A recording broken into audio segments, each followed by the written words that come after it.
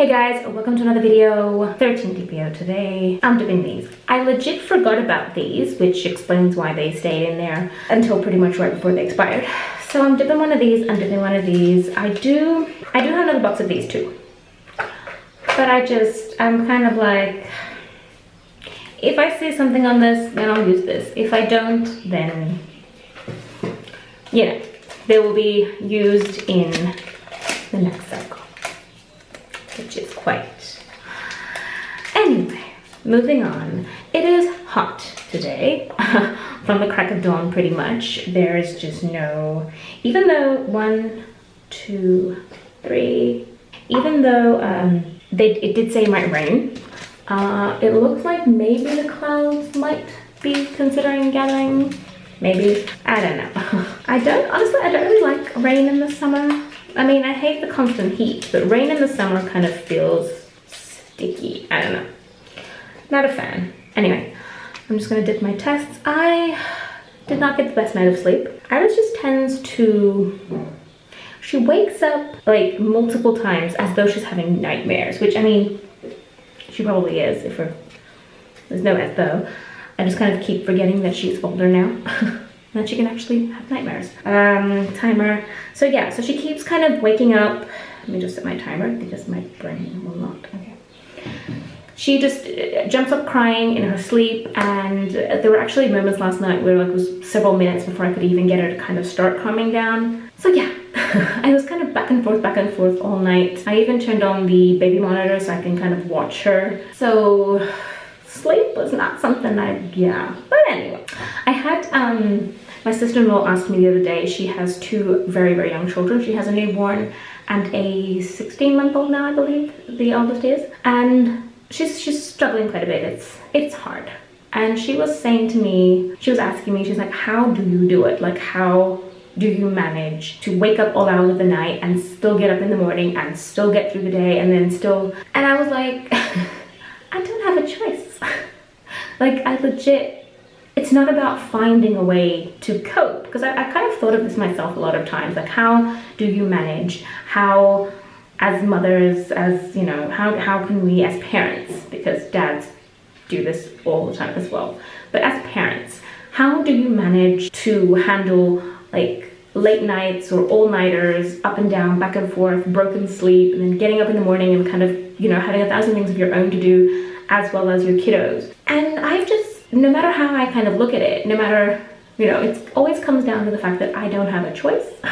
Like, I can't just leave them to their own devices and sleep, for example, in the morning. I couldn't do that. Like, what are you supposed to do if you don't have anyone else to help you or look after your children? Like, for example, in my case, you know, all night they want mom specifically. If it's not mom, it's all hell is breaking loose, even worse than it already is. And then during the day, of course, hubby is at work, so I don't really have anyone during the day either. So it's kind of like, I don't have a choice. Like, the time that I will kind of chill is maybe for about an hour when hubby gets home, and then I've got to start working on dinner. And then it's like it's other things that kind of happen after when there's someone else with the kids. Like, I'm tackling dinner, I'm tackling other things. And even during the day with the kids, I'm still doing like everything that I need to do. I used to think I needed to do things when they were sleeping or if someone was looking after them, and that I couldn't do things otherwise. And then I realized I can do all these things way better when I have my kids with me rather than when I don't. Because when they're awake, I don't need to be quiet. I can vacuum, I can wash the dishes noisily.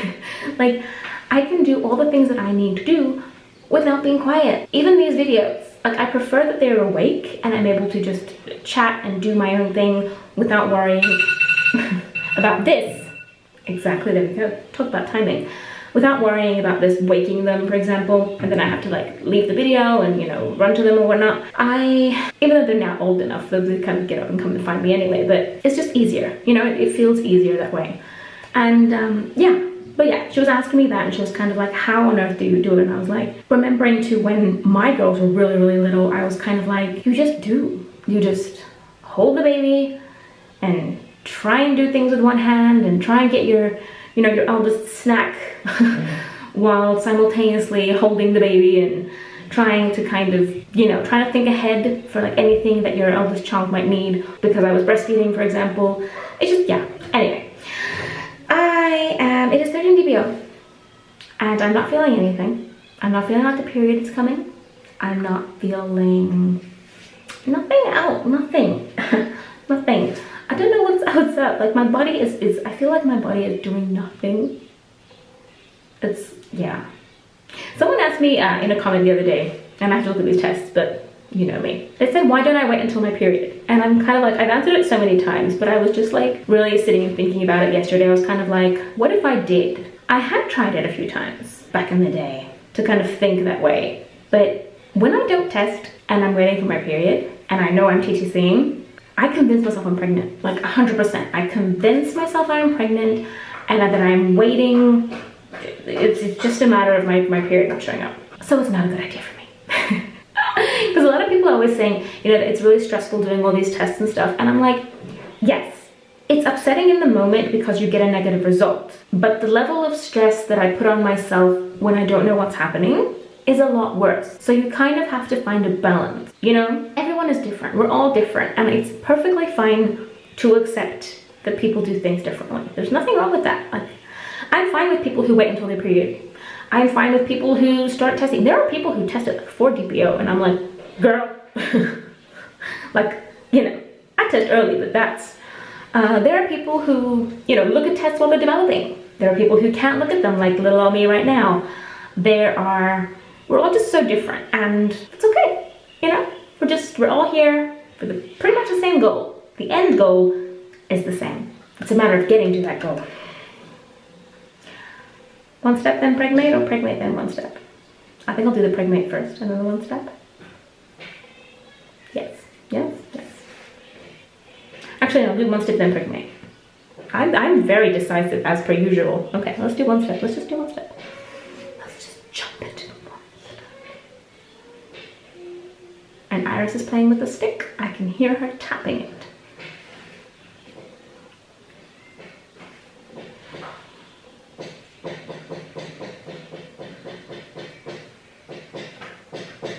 My eyes sometimes these tests are like, yeah, I'm not gonna stare at that. It's hurting my eyes, literally. Yeah. What are you guys doing? You're playing, yeah. I swear I feel like there's a line, but I'm like, my head is definitely line eyes. That's what we're gonna say, and we're gonna move on. Very nicely, very quietly, and just, you know, not over. Hello. Iris is knocking on the door. What are you doing? Oh, sister's here. 1 second. Sister's here. They're gracious me, these girls. Okay.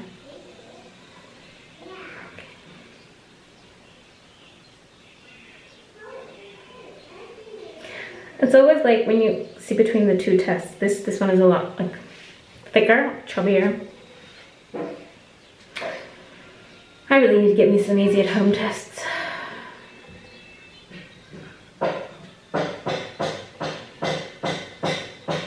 Now they're banging. That is what it is. That is, you know, it is 13 DPO. We're kind of reaching that end. Tomorrow's 14 DPO. Will I test? I'll say probably, but I have surprised myself before and kind of just woken up and been like, yeah. So I'm gonna kind of just leave it to how I feel.